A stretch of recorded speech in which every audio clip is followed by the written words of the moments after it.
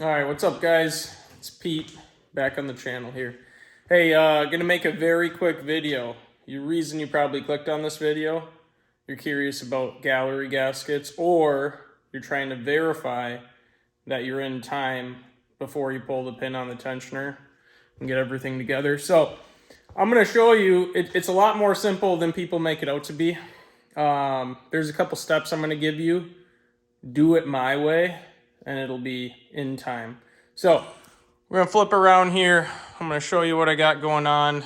Don't mind the mess. You do not have to pull the whole core support to do this job. I just want to clear the air on that, okay?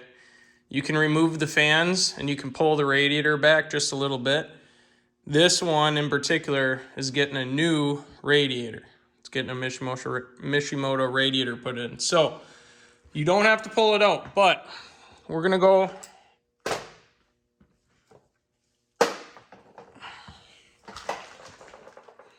we're gonna go over a couple things about the timing here, okay? A lot of people, they get really overwhelmed when they get into this. So we'll make it simple, okay?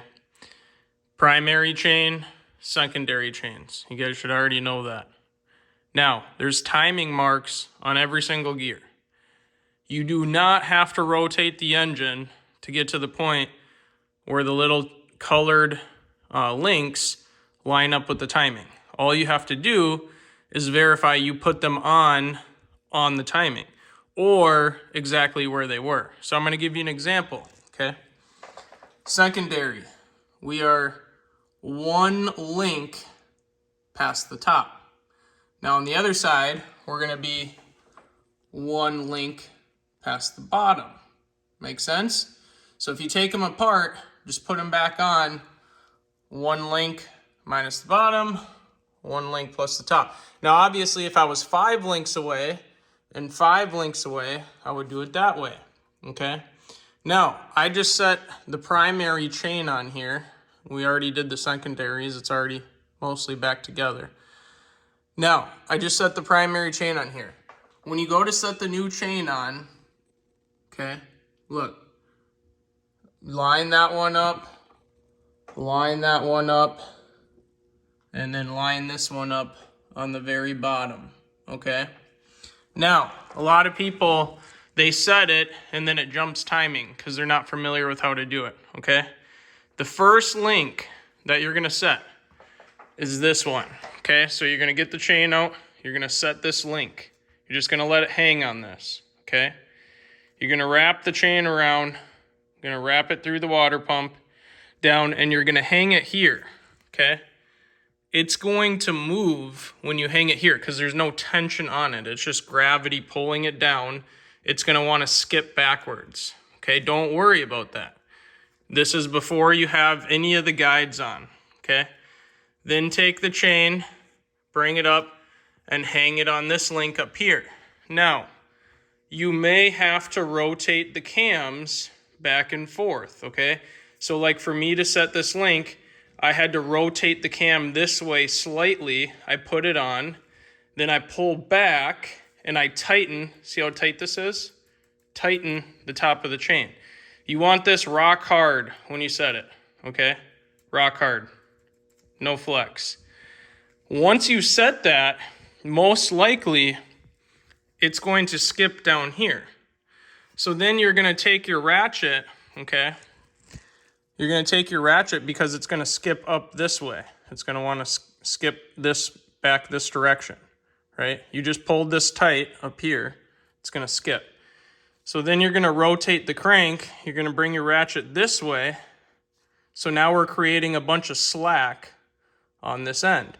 You're gonna set your link, you're gonna pitch it with your hand, and then you're gonna crank the ratchet this way because we want all of our tension on this side. See how hard this is? It's very, very tight right now. That's how we want it. So you want all your tension in the direction that the crankshaft pulls the timing chain. Does that make sense? So right now, bumping it this way, okay? We got all the tension pulled on this side. Now we can put the guide in, push the chain up, and put our tensioner in. It is likely, as you're setting this guide, it's going to want to keep hopping off and jumping back up where it'll be basically retarded by one tooth, okay? So the biggest thing is you have to pinch this and keep constant tension on this side. Bring the guide back after you held it, and then with the other hand, zap the tensioner in, okay? Because right now, look at the slack that I got. It's exactly what we want, because I still have to hang up here. So now I can quite simply pull down, just like I did right there.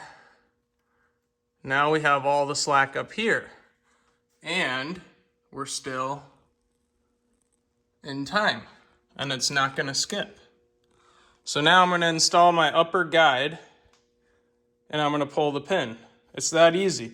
You don't have to sit there and rotate it around and try to make sure it doesn't jump time.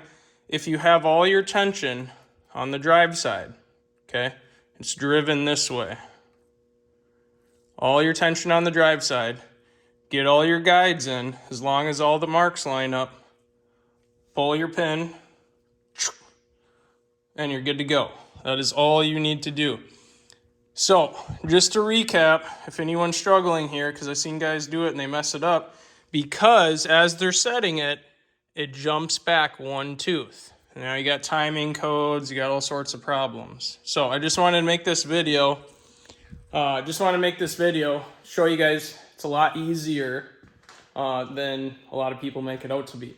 So I'm going to remove the ratchet. I'm going to give you the ability to screenshot this image. So there's our mark. There's our mark. There's our mark. Secondaries are even easier because literally, as long as you're in the same position on either side, they have to be in time. There's no way to mess them up. All right, that's a wrap for this video. We'll see you guys later.